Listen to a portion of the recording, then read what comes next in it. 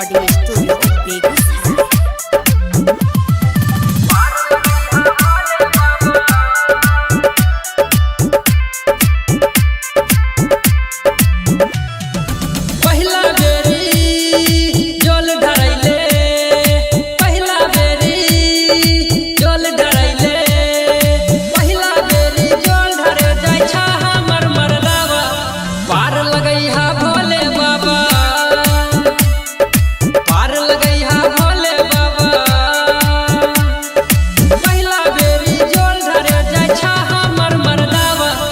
पार लगैहा भोले बाबा, हाँ पार लगैहा भोले बाबा।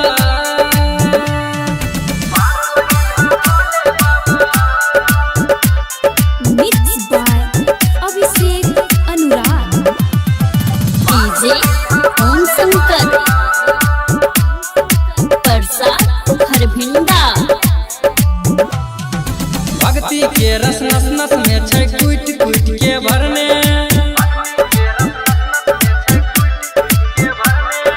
जब घर जाइले बौला रहै सावन से पहले।